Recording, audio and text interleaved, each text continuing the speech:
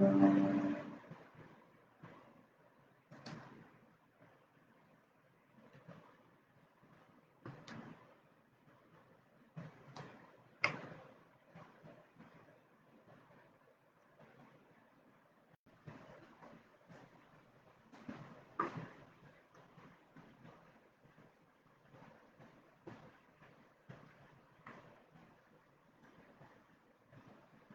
നമസ്കാരം. ഞാൻ ഡോക്ടർ വിദ്യ, deputy director public health ആണ്. നമുക്കൊക്കെ അറിയുന്നത് പോലെ ഇന്നലെ ഇന്ത്യയിൽ ആദ്യമായി കേരളത്തിൽ മങ്കി പോക്സ് റിപ്പോർട്ട് ചെയ്തിരിക്കുകയാണ്. ഗൾഫിൽ നിന്ന് വന്ന ഒരു ലക്ഷണങ്ങളോട് കൂടിയുള്ള ഒരു യാത്രക്കാരനിലാണ് മങ്കി പോക്സ് റിപ്പോർട്ട് ചെയ്തിട്ടുള്ളത്.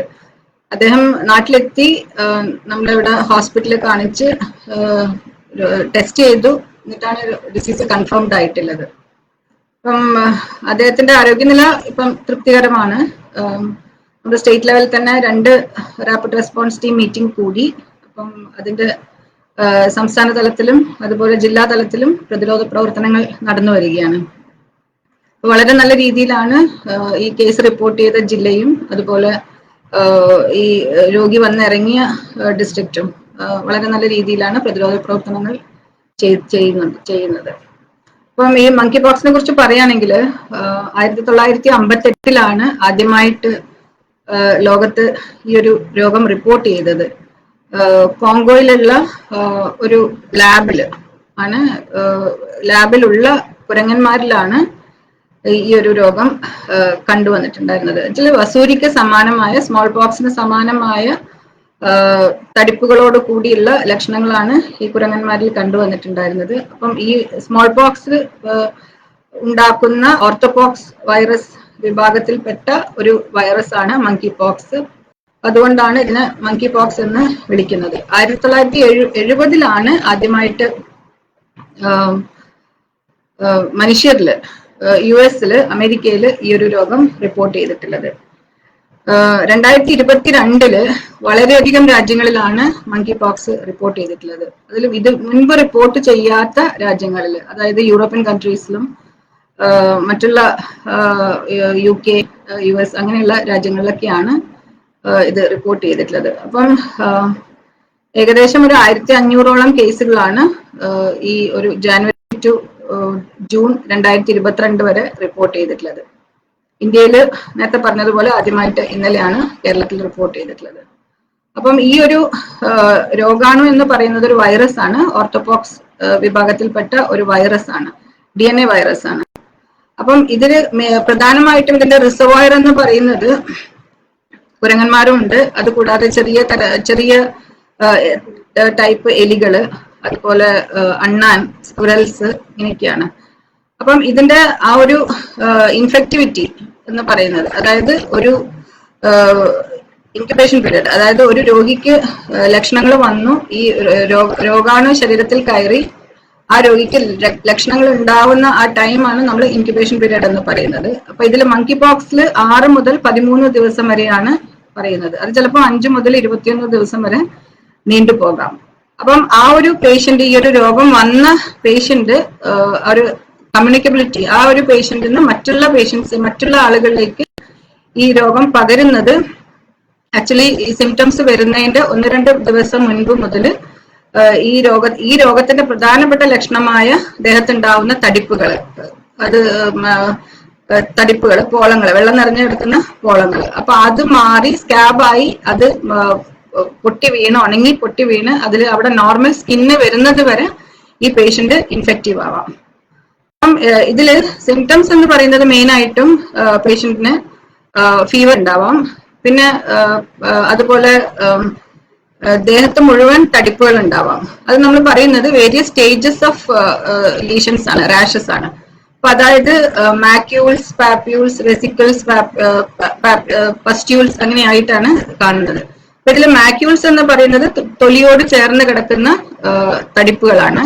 പാപ്യൂൾസ് എന്ന് പറയുന്നത് കുറച്ചുകൂടി ഉയർന്ന, തൊലിപ്പുറത്ത് നിന്ന് കുറച്ചുകൂടി ഉയർന്ന ഉള്ള തടിപ്പുകൾ. പിന്നെ വെസിക്കിൾസ് എന്ന് പറയുന്നത് ഇത് തന്നെ വെള്ളം നിറഞ്ഞു കിടക്കുന്ന തടിപ്പുകൾ. പിന്നെ പസ്റ്റ്യൂൾസ് എന്ന് പറയുന്നത് ഇത് തന്നെ ഇൻഫെക്റ്റഡ് ആയി സെക്കൻഡറി ഇൻഫെക്ഷൻ വന്ന് പഴുപ്പ് നിറഞ്ഞിട്ടുള്ളതാണ് പസ്റ്റ്യൂൾസ് എന്ന് പറയുന്നത്. അപ്പം ഒരു പേഷ്യന്റ് ഈ ഒരു മങ്കി പോക്സ് വന്ന പേഷ്യന്റ് ദേഹത്ത് ഏകദേശം ഒരു മോർ ദാൻ 500 500 മേലെ ഈ തടിപ്പുകൾ കാണാം. അത് പല സ്റ്റേജസ് ആയിട്ടാണ് കാണുന്നത്. അതായത് മാക്യൂൾസ്, പാപ്യൂൾസ്, പസ്റ്റ്യൂൾസ്, വെസിക്കിൾസ്, അങ്ങനെ പല സ്റ്റേജസ് ആയിട്ടാണ് കാണുന്നത്. അപ്പൊ ആദ്യം തന്നെ ഇത് വരുന്നത് പേഷ്യന്റ് ഇത് ഈ ഒരു റാഷസ് വരുന്നത് ഒന്ന് വായിൽ വരാം, പിന്നെ അതുപോലെ ചുണ്ടിലും കാണാം. പിന്നെ കാണുന്നത് നമ്മുടെ കൈകളിലും കാലുകളിലായിട്ടും പിന്നെ അതുപോലെ ഉള്ളം കൈയിലും ഉള്ളം കാലിലായിട്ടാണ് ഇത് കാണുന്നത്. പിന്നെ ഇത് കൂടാതെ പേഷ്യന്റിന് പനി ഉണ്ടാവാം, അതുകൂടാതെ കഴലവീക്കം ഉണ്ടാവാം. കഴലകൾ നമ്മൾ പ്രധാനമായിട്ടും ആ ഒരു തടിപ്പ് കാണുന്നത്, കഴലവീക്കം കാണുന്നത് ചെവിക്ക് പിന്നിലുള്ള കഴല, അതുപോലെ കഴുത്തിനുള്ളത്, പിന്നെ അതുപോലെ ആക്സില കക്ഷത്തിലുള്ള കഴലകള്, അതുപോലെ കാലിടുക്കിലുള്ള കഴലകളിലും വീക്കം കാണാം. പിന്നെ ഇത് കൂടാതെ ഇതോടൊപ്പം തന്നെ ശക്തിയായിട്ട് ജോയിന്റ് പെയിൻ ഉണ്ടാവാം, മസിൽ പെയിൻ ഉണ്ടാവാം, പിന്നെ ഭയങ്കര തളർച്ചയും പേഷ്യന്റ് ഉണ്ടാവാം. ഇതാണ് മെയിൻ ആയിട്ടുള്ള ലക്ഷണങ്ങൾ കാണുന്നത്. അപ്പൊ ഇത് ഒരു പേഷ്യന്റ് പോസിറ്റീവ് കേസിന് മറ്റുള്ളവരിലേക്ക് സ്പ്രെഡ് ആവുന്നത് ആക്ച്വലി ഇത് ഡ്രോപ്ലെറ്റ് ഇൻഫെക്ഷൻ ആണ് നമ്മൾ പറയുന്നത്, എയർബോൺ ഇൻഫെക്ഷൻ ആണ് നമ്മൾ പറയുന്നത്.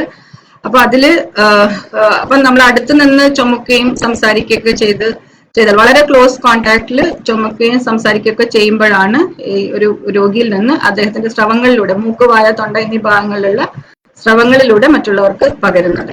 ഇത് കൂടാതെ തന്നെ ശരീരത്തിലുള്ള മറ്റ് സ്രവങ്ങളിലൂടെയും ഈ ഒരു പേഷ്യന്റിൽ നിന്ന് മറ്റുള്ള ആളുകളിലേക്ക് രോഗം പകരാം. അപ്പം ഇത് സെക്ഷൽ കോണ്ടാക്റ്റിലൂടെയും ഈ രോഗം വരാം. പിന്നെയുള്ളത് ആനിമൽസിൽ നിന്ന്, മൃഗങ്ങളിൽ നിന്നും ഈ മനുഷ്യനിലേക്കും രോഗം വരാം. അപ്പം ഈ ഒരു ഇൻഫെക്റ്റഡ് ആയിട്ടുള്ള ആനിമലിന് ഞാൻ നേരത്തെ പറഞ്ഞതുപോലെ കുരങ്ങന്മാരിൽ നിന്നും, അതുപോലെ സ്കുരൽസ്, അതുപോലെ എലികള്, ചില ടൈപ്പ് എലികളിൽ നിന്നും നമുക്ക് അതായിട്ട് നമ്മൾ കോണ്ടാക്ട് വരുമ്പോഴും നമുക്ക് അതിന്റെ സ്രവങ്ങളിലൂടെയും, അപ്പൊ അത് നമ്മൾ കടിക്കുകയും മാന്തുകയൊക്കെ ചെയ്യുമ്പോഴും അങ്ങനെയുള്ള ആ ഒരു സ്ക്രാച്ചസും അതുപോലെ ബൈറ്റ്സിലൂടെയൊക്കെ നമുക്ക് ഈ ഒരു രോഗം വരാം. അപ്പം രോഗലക്ഷണങ്ങൾ വന്നു കഴിഞ്ഞാൽ ഇപ്പൊ ഈ ഒരു കേസിന്റെ കാര്യം പറയുകയാണെങ്കിൽ നമ്മൾ ഏറ്റവും ഇമ്പോർട്ടന്റ് ആയിട്ട് നമ്മൾ നോക്കേണ്ടത് ഈ രോഗിയായിട്ട് വന്നിട്ടില്ല കോണ്ടാക്ട്സിനെയാണ് നമ്മൾ ആദ്യം എടുക്കേണ്ടത്. അപ്പൊ കോണ്ടാക്ട് ലിസ്റ്റ് നമ്മൾ ഉണ്ടാക്കണം.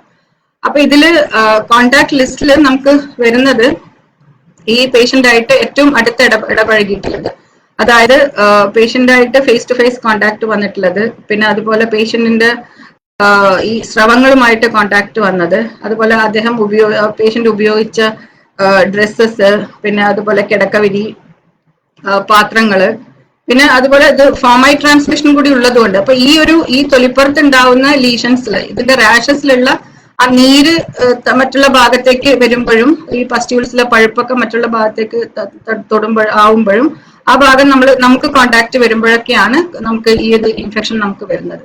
അപ്പം ഇങ്ങനെയുള്ള ഈ പറഞ്ഞ ഇത്രയും മെത്തേഡ്സിലൂടെയാണ് നമുക്ക് മറ്റുള്ളവർക്ക് രോഗം വരുന്നത്. അപ്പൊ നമ്മൾ ചെയ്യേണ്ടത് ഈ ഒരു പേഷ്യന്റ് ഐഡന്റിഫൈ ചെയ്ത് കഴിഞ്ഞാൽ നമ്മൾ ഈ പറഞ്ഞ പോലെ പേഷ്യൻസ് ചിലപ്പം ഡെർമറ്റോളജിസ്റ്റിനെ കാണാൻ പോവാം. അതുപോലെ ചിക്കൻ പോക്സ് ആണെന്ന് വിചാരിച്ചു ഇതിന്റെ ഡിഫറൻഷ്യൽ ഡയഗ്നോസ് എന്ന് പറഞ്ഞാൽ ചിക്കൻ പോക്സ് ആവാം, അതുപോലെ ഹെർപ്പിസ് സോസ്റ്റർ ആവാം, ഹെർപ്പിസ് സിംപ്ലെക്സ് ആവാം. അങ്ങനെ ഈ ദേഹത്ത് കുമിളകൾ വരുന്ന ഏത് തരം രോഗവും നമുക്ക് ഇതിന്റെ ഒരു ഡിഫറൻഷ്യൽ ഡയഗ്നോസിസ് ആയിട്ട് നമുക്ക് കാണാം. അപ്പൊ മറ്റുള്ള ഡിപ്പാർട്ട്മെന്റ്സിലും നമ്മുടെ ഹെൽത്ത് ഡിപ്പാർട്ട്മെന്റിലെ ഒപിയിൽ മാത്രമല്ല, മെഡിസിൻ ഡിപ്പാർട്ട്മെന്റിലേക്കും പീഡിയാട്രിക് ഡിപ്പാർട്ട്മെന്റിലേക്കും അതുപോലെ ഡെർമറ്റോളജിസ്റ്റിന്റെ അടുത്തും ആയുഷ് ഡിപ്പാർട്ട്മെന്റിലേക്കൊക്കെ പേഷ്യന്റ് ചിലപ്പോൾ ഇതുപോലെ ദേഹത്ത് കാണുന്ന കുമിളകളും പനിയൊക്കെ ആയിട്ട് നമുക്ക് പോവാം. അപ്പൊ നമ്മൾ നോക്കേണ്ടത് ഇതില് ഈ പറഞ്ഞ ഹിസ്റ്ററി, ഈ പേഷ്യന്റ് ആയിട്ടുള്ള ഈ കോണ്ടാക്ട് ലിസ്റ്റിൽ നമുക്ക് പേഷ്യന്റ് ആയിട്ട് ഈ തരത്തിലുള്ള കോണ്ടാക്ട് പേഷ്യന്റ് ഇവർക്ക് വന്നിട്ടുണ്ടോ, കോണ്ടാക്ട്സിന് വന്നിട്ടുണ്ടോ. അതുകൂടാതെ ഈ ഇപ്പോഴത്തെ ഒരു അവസ്ഥയിൽ ഇപ്പൊ നമ്മൾ പറയുന്നത് ഇപ്പൊ ഓൾറെഡി 50 രാജ്യങ്ങളിലാണ് ഈ കേസ് റിപ്പോർട്ട് ചെയ്തിട്ടുള്ളത്. അപ്പം ഈ പറഞ്ഞ അറ്റ് റിസ്ക് കൺട്രീസിൽ ലാസ്റ്റ് 21 ദിവസത്തിന് മുൻപ് ട്രാവൽ ചെയ്തിട്ടുണ്ടെങ്കിൽ, കഴിഞ്ഞ 21 ദിവസത്തിന് മുൻപ് ഈ പറഞ്ഞ കേസുകൾ റിപ്പോർട്ട് ചെയ്ത രാജ്യങ്ങളിൽ ട്രാവൽ ചെയ്തിട്ടുണ്ടെങ്കിൽ, അങ്ങനെയുള്ള ആളുകൾക്ക് പനിയും ഇതേപോലെ ദേഹത്ത് തടിപ്പും കാണുവാണെങ്കിൽ, നമുക്ക് എക്സ്പ്ലെയിൻ ചെയ്യാൻ പറ്റാത്ത ഇതേപോലെ തന്നെ തടിപ്പ് ഞാൻ പറഞ്ഞില്ല, ചിക്കൻ പോക്സിൽ ഉണ്ടാവാം, അല്ലെങ്കിൽ ഡ്രഗ് അലർജിയിലൊക്കെ ഉണ്ടാവും. അപ്പൊ നമുക്ക് അങ്ങനെ എക്സ്പ്ലെയിൻ ചെയ്യാൻ പറ്റാത്ത ഒരു കാരണമൊന്നും ഇല്ലാതെയുള്ള ഒരു തടിപ്പും പനിയും, പിന്നെ അതുപോലെ ഇങ്ങനെയുള്ള രാജ്യങ്ങളിലേക്ക് ഓൾറെഡി റിപ്പോർട്ട് ചെയ്തിട്ടുള്ള കൺട്രീസിലേക്ക് ട്രാവൽ ചെയ്തിട്ടുണ്ടെങ്കിൽ, കഴിഞ്ഞ 21 ദിവസം മുൻപ് ട്രാവൽ ചെയ്തിട്ടുണ്ടെങ്കിൽ നമ്മൾ മങ്കി പോക്സ് ആണെന്ന് നമ്മൾ സംശയിക്കേണ്ടി വരും.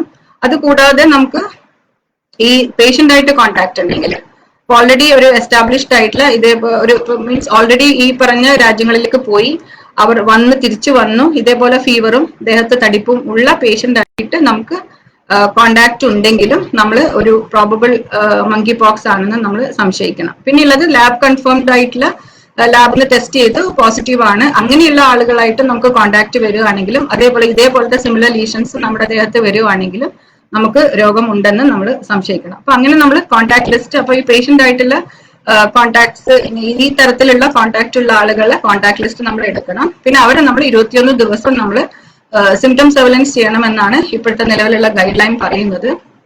അതായത് ഇപ്പൊ നമ്മളിപ്പോ ഡിസ്ട്രിക്ട്സിനോട് നമ്മൾ അഡ്വൈസ് കൊടുത്തിട്ടുള്ളത് രാവിലെയും വൈകുന്നേരം ഇപ്പൊ നമ്മൾ ഓൾറെഡി ലൈൻ ലിസ്റ്റ് ഒക്കെ നമ്മൾ ജില്ലകൾക്ക് കൊടുത്തിട്ടുണ്ട്. അപ്പൊ ആ ലിസ്റ്റിലുള്ള ആളുകളും അതുപോലെ ഈ പേഷ്യന്റ് കോണ്ടാക്ട് ലിസ്റ്റ് കോണ്ടാക്ട് വന്നിട്ടുള്ള ആളുകളെ നമ്മൾ രാവിലെയും വൈകുന്നേരം വിളിച്ചു ചോദിക്കും. അവർക്ക് ഇതേപോലെ എന്തെങ്കിലും സിംറ്റംസ് ഉണ്ടോ എന്ന് നമ്മൾ അവരോട് ചോദിക്കും. അപ്പൊ അങ്ങനെ 21 ഡേയ്സ് കഴിഞ്ഞിട്ടും അവർക്ക് സിംറ്റംസ് ഒന്നും ഇല്ലെങ്കിൽ അവർക്ക് ഈ ഒരു ഒബ്സർവേഷൻ പീരീഡിൽ നിന്ന് അവരെ നമുക്ക് വിടുതൽ ചെയ്യാം, നമ്മൾ കോവിഡിന് ചെയ്യുന്നത് പോലെ തന്നെ.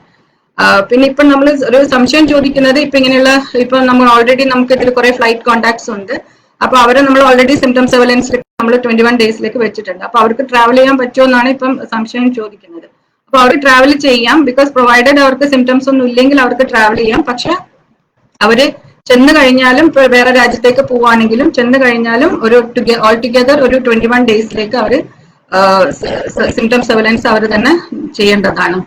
അപ്പം അതൊന്ന്. പിന്നെ ഉള്ളത് നമ്മൾ ഇത് ടെസ്റ്റിന് അയക്കണം. നമ്മൾ ഈ പറഞ്ഞ സിംറ്റംസ് ഉള്ള ആളുകളും അതുപോലെ ദേഹത്ത് ലീഷൻസ് ഉണ്ടെങ്കിലും റാഷസ് ഉള്ള ആളുകളുടെയും നമ്മൾ സാമ്പിൾസ് എടുത്തിട്ട് ടെസ്റ്റിന് അയക്കണം. ഇപ്പൊ നമ്മൾ നിലവിൽ നമ്മൾ ചെയ്യുന്നത് NIV പൂനെയിലേക്കാണ് സാമ്പിൾസ് അയക്കുന്നത്. അതായത് നമ്മൾ ഒന്ന് പേഷ്യന്റിന്റെ എല്ലാ സ്രവങ്ങളും നമ്മൾ എടുത്ത്, അതിപ്പോ ലീഷൻസ് ഉണ്ടെങ്കിൽ മൾട്ടിപ്പിൾ സൈറ്റ്സ്, റാഷസ് ഉണ്ടെങ്കിൽ മൾട്ടിപ്പിൾ സൈറ്റ്സ് എന്നാണ് നമ്മൾ ഇതിന്റെ സ്രവങ്ങൾ എടുത്ത് അയക്കുന്നത്. അതുപോലെ ബ്ലഡ് സാമ്പിൾ നമുക്ക് അയക്കാം, യൂറിൻ സാമ്പിൾ അയക്കാം.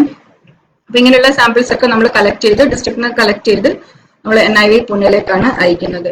പിന്നെ പേഷ്യൻസിന് ചിലപ്പം ഇത്രയും സിവിയർ ആയിട്ട് റാഷസ് ഉണ്ടാവുമ്പോൾ കോംപ്ലിക്കേഷൻസിലേക്ക് പേഷ്യന്റ് പോവാം. ചിലപ്പം ഇതൊക്കെ സെക്കൻഡറി ഇൻഫെക്ഷൻസ് വരാം.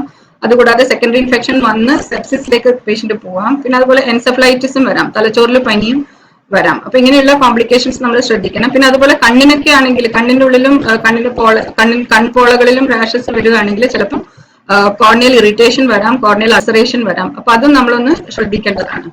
അപ്പൊ ഇതിന്റെ ട്രീറ്റ്മെന്റ് എന്ന് പറയുന്നത് പ്രധാനമായിട്ടും വൈറൽ ഇൽനെസ് ആയതുകൊണ്ട് ഇതിന്റെ ട്രീറ്റ്മെന്റ് എന്ന് പറയുന്നത് നമ്മൾ സപ്പോർട്ടീവ് ട്രീറ്റ്മെന്റ് ആണ്.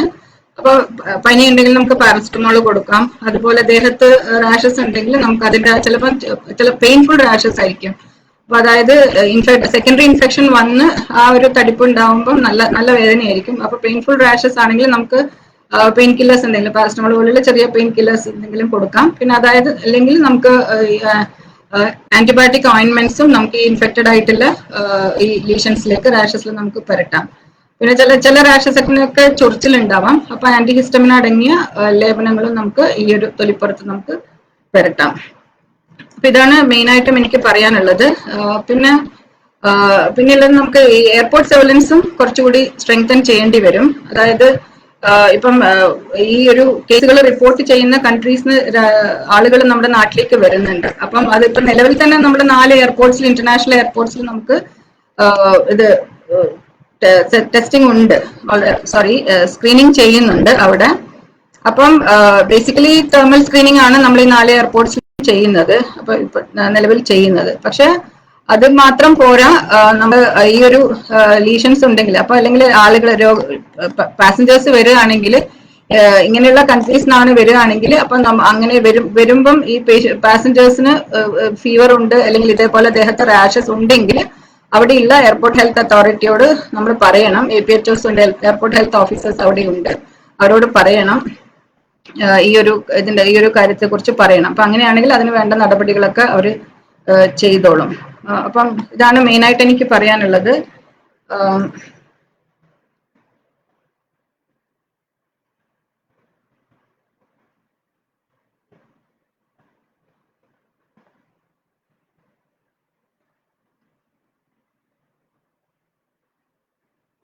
എന്നാലും ഇത്രയും നേരം കേട്ടിരുന്ന എല്ലാ ശ്രോതാക്കൾക്കും ഈ ഒരു നമ്മുടെ